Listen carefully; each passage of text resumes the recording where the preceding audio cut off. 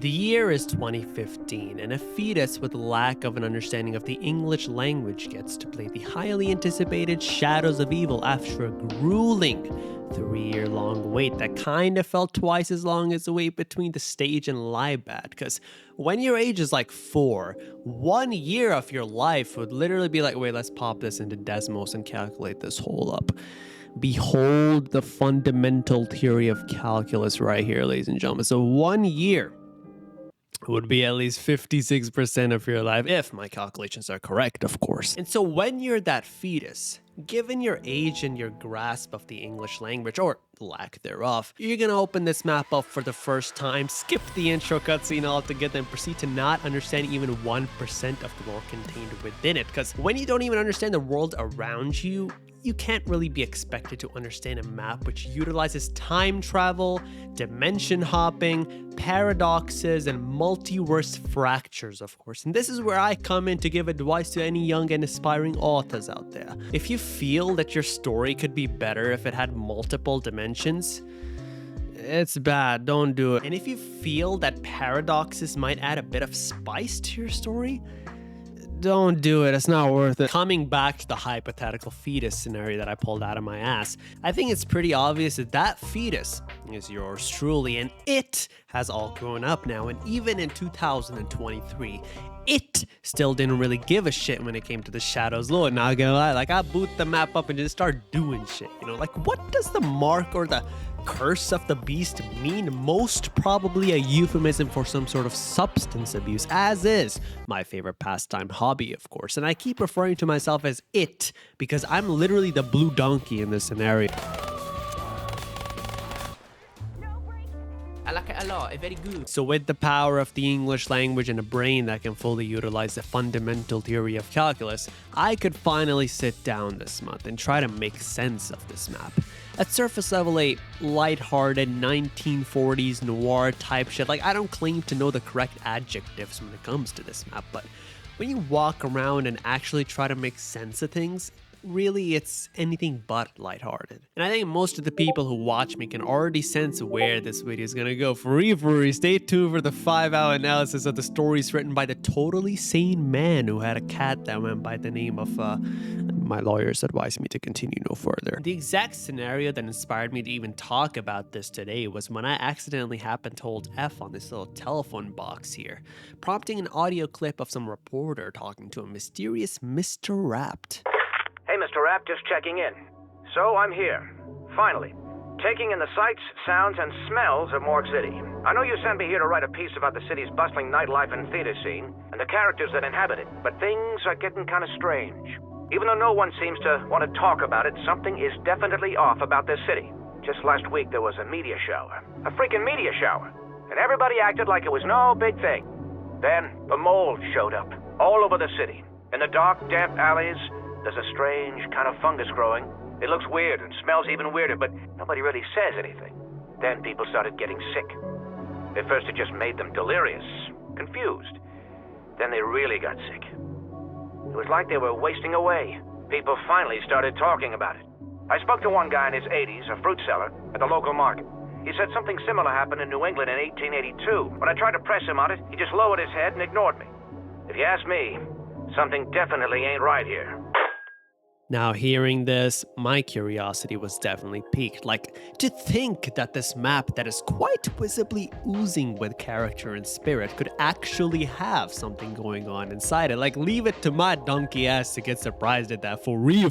I, of course, went on to hear some of the other radios in this map to try to piece together the story behind this now all too mysterious map. It has always been a pet peeve of mine how most of the quote-unquote Easter eggs in zombies are just quests whose steps you simply look up online, never really solving anything. Like, here I was though, feeling like I'm 8 years old again, playing Black Ops 1, interacting with the radios and actually figuring stuff out. Except this time I actually understand English, but from what I could tell, there happened to be a reporter paid by the enigmatic Mr. Rapt to explore the quaint Morgue City. However, it does turn out to be anything but quaint spending time inside it. The reporter goes to this market headed by a man who speaks of his drunk uncle who spoke of how a dark shadow will be cast over the city and that an apocalypse will unfold, held back, though, by the ancient order the keepers. Now, hearing this, the reporter realizes that the uncle was not only a drunkard, but also someone abusing several kinds of narcotics and quite possibly some shrooms obtained from the forests of the remote island of Tasmania. The reporter walks around and hears several hush-hush whispers and rumors of this ancient order and concludes that it must be some cult allegedly dealing with human sacrifice, holding so much power that they practically pull the strings behind the guise that is Morgue City. He spends more time in the city and talks about how he's done several jobs for this Mr. Rapt in investigating strange artifacts and metals in Russia and the South Pacific. One of them would of course be the all too familiar summoning key that the reporter was tasked to bring to Mr. Rapt, whom resided up Easy Street. It's important to note that as time went on, the reporter fell deeper and deeper into a delusional state of paranoia and fear. He grew disdain for Mr. Rapt, noting that he never even met the guy as he always stayed in the shadows. What started as a gut feeling manifested itself in delirium. If it wasn't the rumors he'd heard or the strange evil chants and whispering he'd hear walking around, it would definitely be the letter he would later receive from a familiar Dr. Monty, noting how he had doomed the world by acquiring this artifact. It's not until later in Horizon Direct that we learn in a decoded cipher what transpired at these events. The reporter was in quite the dilemma now, having to choose between two unknown figures that seemed to be stalking him for what he would later believe to be an artifact with world-ending capabilities. He thought about how many others have eyes on him as well, in a question not helping his paranoia. And it's not helped that in the lore, Richtofen himself approaches the reporter for the artifact, likely confirming the suspicions the reporter had, as he is described by Richtofen to be babbling, acting wildly, and waving a letter in his hand telling him to stay away. The artifact was of course held in this box, sealed by what can be inferred as ancient magic. And upon Richtofen's request of it, the reporter attacked him, dying to a knife in the chest as Richtofen defended himself. Now, could the reporter be this dead guy with a knife in his chest outside the map holding a letter with a big-ass M on it? Nah, couldn't be. That's too on the nose. Now, the concept of cults and human sacrifices has always been a thing in antiquity. However, that's only an indirect influence at play here.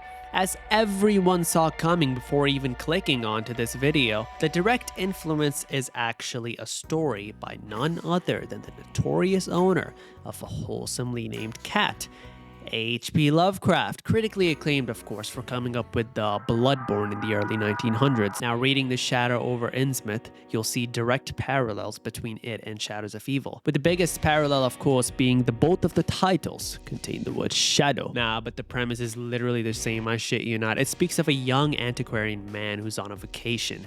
Rather broke motherfucker, might I mention. Average college student for real. He travels by hitching buses, motor coaches, and trains to take in the scenery and antiquity of famed places around New England. He wants to go to Arkham, where his mother's family lives, but is aghast to find that the ticket costs way too much. Like, in this economy?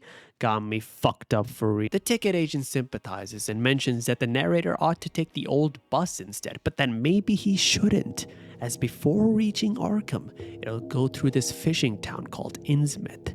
The narrator's interest is of course piqued as he realizes that this Innsmouth isn't even listed on any maps or guidebooks. Asking the people around him, all he really gets are dark hush-hush warnings about the place. However, the ticket agent does say that there's not much business to speak of besides fishing and lobstering, and that most people hold strange rumors about the place, from secret cults to devil worship. And he leaves the narrator with an account of this factory inspector who stayed at the hotel in Innsmouth, Gilman House, with the inspector hearing almost inhuman voices in the other rooms that he knew to be empty before he tried to sleep. He didn't dare try to sleep after that, of course. Lastly, there's a mention of strange jewelry that is supposedly retrieved from the surrounding seas of the town, kind of holding this strange, eerie aura in its intricate, almost otherworldly designs and materials, as the narrator reports. Unmoved by all of it, though, he decides to hop on the rickety bus and heads there against all warnings and signs not to. The shift from the picturesque scenery gradually devolving into ruin and desecration was slow, but strikingly narrated. Once a successful fishing town, Innsmouth grew to be anything but, with Tons of abandoned houses and buildings, unmaintained streets, decomposing sparse foliage, mold, and worst of all, this sickening fishy smell emanating throughout that made the narrator queasy as he ventured deeper and deeper. The narrator notes that the inhabitants of this town are accursed with some sort of physical ailment that causes them to have swollen and unwinking eyes, scabby skin, and disproportionate limbs and spines. The degree of this ailment gets worse the deeper he goes into Innsmouth, which slightly unsettles the narrator, especially as he sees these fast-moving shadowy figures move inside what he thought to be an abandoned Masonic church. Finally letting off the rickety bus at the Gilman House Hotel, he checks in his bag and heads into town, not planning to stay the night, thinking of the factory inspector's very delightful account of the place. He finds most people are reticent and reserved, save for one boy working a grocery store who turned out to be an outsider. He's fairly talkative and gives his accounts of the Innsmouth folk, noting how it'd be a useless endeavor to try to pry information out of them. He ends it off by mentioning this 96-year-old town drunkard who is notorious for spilling everything about Innsmouth and its legends and tales just after a couple of drinks. Parting ways with the narrator, he hands him a map of the town and all of its places of interest. With the narrator's main quest objective updated, so to speak, he of course sets off to purchase some hooch on the down low, as it's still like 1930, and lures the drunkard to a place off the beaten track after finding him. Surprisingly not as talkative as the narrator imagined, the drunkard ends up needing a lot of drink to say much of anything. The isolated place they went to ended up being Devil's Reef, a place whose name is pretty fitting, as everyone who had anything to say to the narrator referred to it as the most dangerous place in Innsmouth, with plenty of tales ranging from the sighting of inhuman figures to human disappearances and sacrifices. The drunkard, of course, slowly opens up as he downs more and more of his drink, and the vast majority of what he had to say had to do with the town's success being credited to a deal the old founder struck with these foreign islanders who were in contact with inhuman amphibian creatures known as the Deep Ones. In exchange for human sacrifices, the Deep Ones would route all the surrounding sea's best fishes toward where the fishermen could easily harvest them, and they would also give them plenty of gold here and there as well. It's not before one of the founders would strike a pact directly with the Deep Ones that the town would see both its biggest economic success and practical degeneration. It's not helped by the fact that the Deep Ones have their own personal agenda and breeding with humans, producing half-human, half-amphibian hybrids whose look diverge more towards that of amphibians as they grow older. Now, the narrator's reaction to this information isn't that much different from this image right here, a reaction any learned person would have hearing a fossil of a human propagating Walsh propaganda nowadays. Got me fucked up for real. Just when the narrator thinks the old man is done talking, the drunkard suddenly gets fearful. Like a deer in headlights, he leers out into the open sea. The narrator asks him what's wrong, and before long, the drunkard screams at him to run from what is apparently a horde of nothing approaching, as the narrator realizes. Still, the whole fiasco more than unnerved him, as the narrator quickly leaves the reef, with the drunkard having disappeared somewhere else. He heads back to the Gilman House Hotel after scanning the scenes, and it's not long before his rickety bus to Arkham finally arrives. As the worn-out bus screeches to a halt on the desolate road, the narrator finds himself confronted with an unforeseen predicament. The ominous atmosphere seems to seep into his bones, amplifying the sense of impending doom that pervades the air. The driver, gruff and unhelpful, informs him that the vehicle has broken down irreparably, leaving him stranded in this eerie town. With a sinking feeling in his heart, he recalls the inspector's accounts of the hotel he is now forced to stay at overnight. The unsettling accounts the drunkard had given him, the reticent behavior of the town's residents, and all the whispered warnings and unsettling accounts of the town's darker aspects all certainly didn't do him any favors either. Reluctantly, he makes his way into the Gilman house looming before him with its crumbling facade. Clearly, the building is in a state of severe disrepair, as is common in this town. Inside, the pallid and unsmiling receptionist with unnaturally wide eyes and much of the now established Innsmouth look gives him the room he can stay in for the night. As twilight falls, he heads up the creaking dusty staircase, with his footsteps echoing ominously. The door to his chamber groans in protest as he enters a room frozen in time, with dust dancing in the faint light emanating from the single light bulb held on a string on the far end of the room above his bed. Curiosity mingles with trepidation as the narrator surveys his surroundings. The heavy and bitter fishy scent of the town seems to invade this confined space. He lies down on the bed and continues his reading. However, it's not long before it dissolves into a restless state of unease. The warnings and terrifying encounters he's had up to this point, coupled with everything the drunkard had to say, weighed heavily on his mind, refusing to be silenced. Each passage he attempted to read brought forth vivid images of all that transpired in his day thus far. He set the book aside, unable to concentrate amidst the mounting anxiety that gripped him. As he shifts in his bed, his gaze wanders to the door, with the realization that its lock is missing a bolt. Driven by how uncomfortable it was to be so vulnerable, he rummages around the room and ends up finding a bolt of the same size. He uses his 3-in-1 device that encompassed a screwdriver on his keyring to busy himself installing it back on the door. It ends up fitting perfectly, and he feels relieved knowing that even though there is no apparent need, the symbol of the bolt's security is more than welcome in such an environment. He notes how the bolts on the doors of the surrounding rooms are adequate, and he retires back to his bed with a flashlight so that he can continue reading till sleep comes. Sleep never came, of course, and he realizes upon analyzing his thoughts that he was unconsciously listening for something, noting how the inspector's story must have really gotten to his psyche. But as a weight of drowsiness did settle upon him, an unnerving sensation crept up his spine.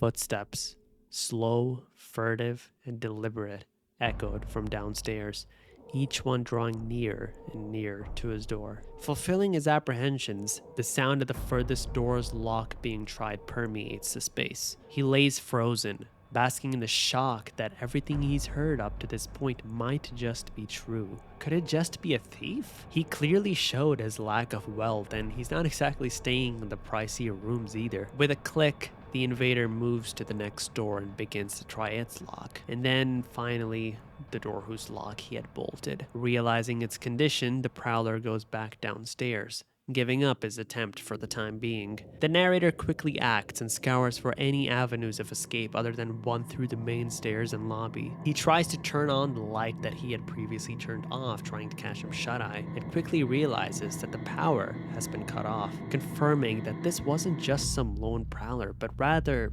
something more than that. Just what he could not say. His desperate escape plan ends up involving battering through one of the doors and escaping through its window onto the sloping slated roof down below. For the time being, all he could do is wait though. He hears these voices in the main lobby, confirming the accounts of the inspector as their speech sounds contorted and animal-like. With time, they come back up and he has to make his move. The sound of the battering alerts him of the escape as he stumbles into the adjoining room, glancing around, his eyes fixed upon the window, the only glimmer of hope in the nightmarish labyrinth. He clutches the blinds and drapery and uses it to descend from the window down onto the roof, beckoning below. Then he carefully maneuvers around the slates and glances toward the entrance to the Gilman house, noting a sizable crowd out looking for him. He sticks to the shadows and ventures through the abandoned buildings as to not get caught by the ever-growing crowd searching for him. Yet, there comes a moment where he must traverse a wide moonlit junction where every inch of the street lay exposed. He gets the idea to adjust his gait and posture to imitate the inhumanity of the Innsmouth folk, and carefully traverses the junction in plain sight. An advancing motion from the corner of his vision draws his attention to a distant point in the horizon. There, silhouetted against the shimmering sea, lay the ominous Devil's Reef, with the horde of alien, aberrant shapes swimming inward toward the town. He hears the pursuit of the groups grow near as he inches his way into the doorway of the nearest building, lucky to have traversed the junction before the pursuers could get there. He consults his map before heading to the derelict abandoned railway out in the sticks as a means for escape. Arriving there, he hears the group converging in such a way that would for sure get him caught if he were to keep walking, so he hides under the railway, guised under the lush foliage and the encompassing darkness. The fishy odor of the town rises to such an extent that he chokes under its nauseating grasp. One of the groups were making their way directly to him, guised in voluminous robes, walking with such a gait that once again confirmed how the pursuers were not human beings. He tries not to look as they make their way through the rails over him,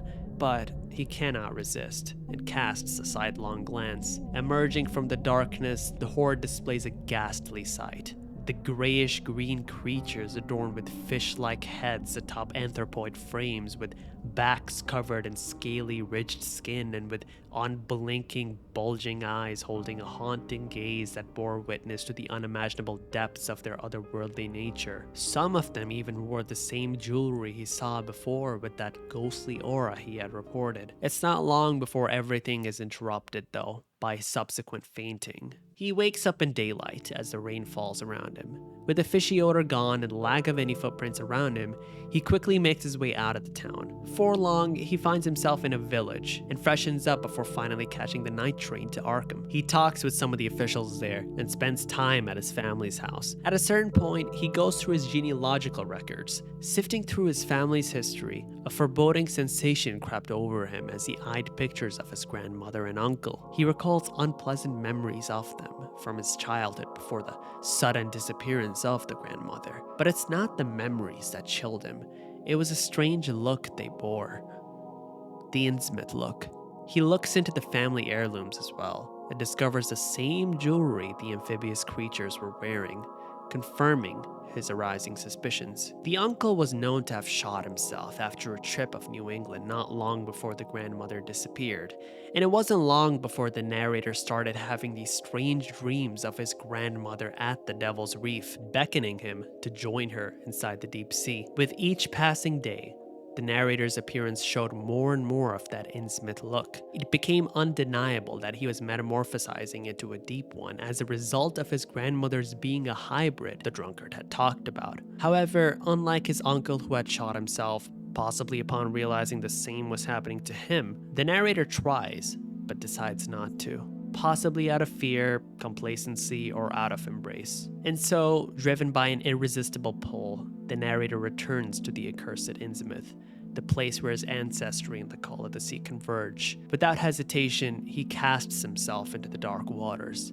leaving behind the world of humanity forever, in a tribute for what he refers to as the Great Cthulhu. Now, the urge to make a Bloodborne reference is very strong, I imagine. Hearing all these tales of, elder great ones breeding with humans and shit. But at one point in the distant past, this video was about zombies, if you can believe that. I know, it's crazy, right? The parallels between the tale of Innsmouth and Shadows of Evil are strong. From the setup of a cursed town that seems inconspicuous at first glance, to the connection of the two drunk uncles that spoke of the town's secrets, honestly, you might just say it ends there and that I didn't have to narrate the entire fucking story. But ladies and gentlemen, believe me not, the 15-hour narration was vital to understand the connection in the word shadow being in both titles for real. Following the death of the reporter, Mr. Rapt quickly reveals himself to be the Shadow Man, whose name, I might add, is very cringe-ass baby Nene. Like, what the fuck even is a Shadow Man? Lovecraft is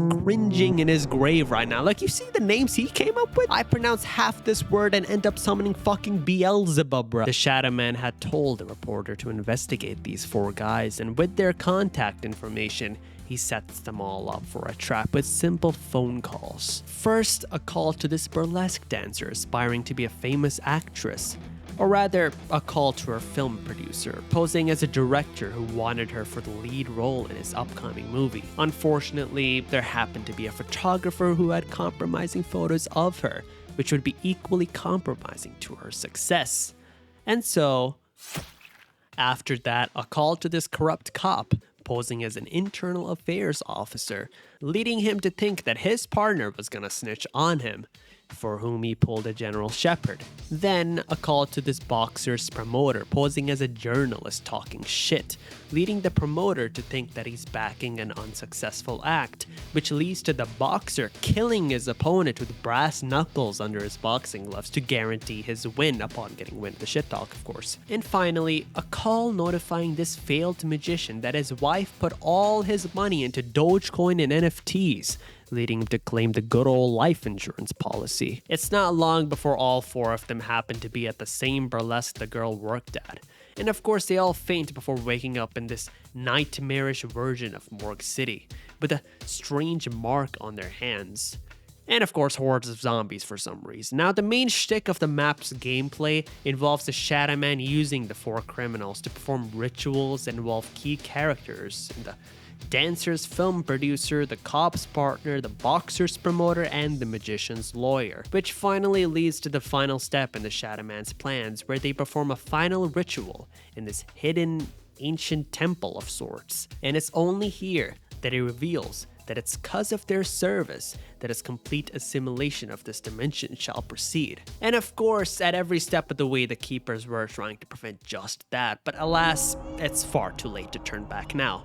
Unless you serve the Keepers and do the totally non-tedious Easter egg, of course, which would need me to dive into the COD Zombies lore ass first, which is a venture that I cannot do even after my 5-hour analysis of Lovecraft and the Shadow over Deez. But the gist of it is, even after reversing the initial ritual with yet another ritual that traps the Shadow Man inside the ancient artifact, unfortunately, Dr. Edward Hussein Richtofen pulls a very devious lick indeed, leaving the four trapped in a dimension that is subsequently destroyed the very next day at the hands of the elder gods they themselves foolishly invited, much to the irony of apocalypse averted popping up when you finish the quest. The concept of ancient otherworldly beings manipulating our world and pulling the strings behind the scenes, leading people to do things they normally wouldn't, is also a Lovecraftian concept that is prevalent in his famed Call of Cthulhu, among other works. It's often brought up in these elder beings manipulating humans to form cults dedicated to worship, sacrifice, and crimes against humanity, whether for amusement or for their own benefit. In fact, one of the beings in the Cthulhu mythos has an MO that the Shadow Man shares as well,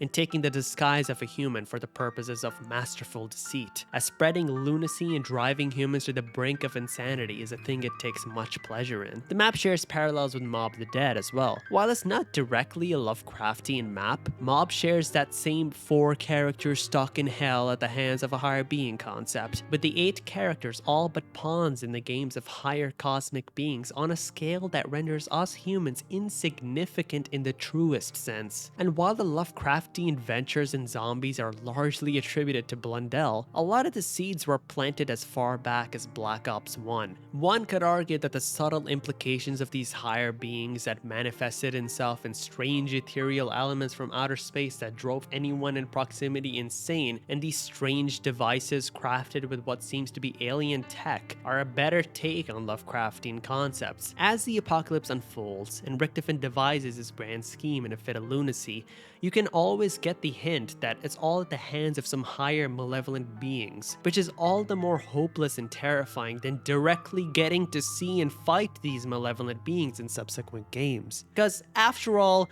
in the biggest fucking cliche of a line that I could end this with, it's Lovecraft himself who said, "The oldest and strongest emotion in mankind is fear, and the oldest and strongest kind of fear is fear of the unknown." Shadow Man. What a goofy ass name, bro.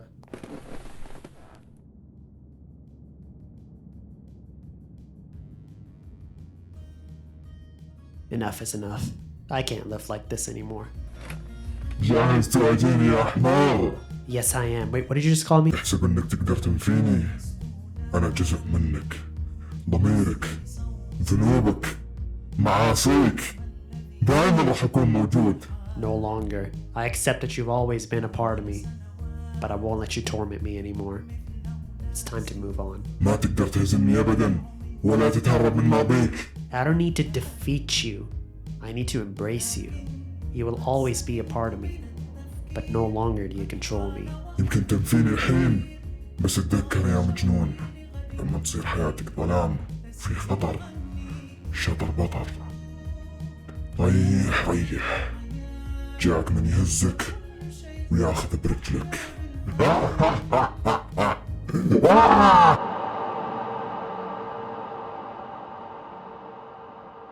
Goodbye for now.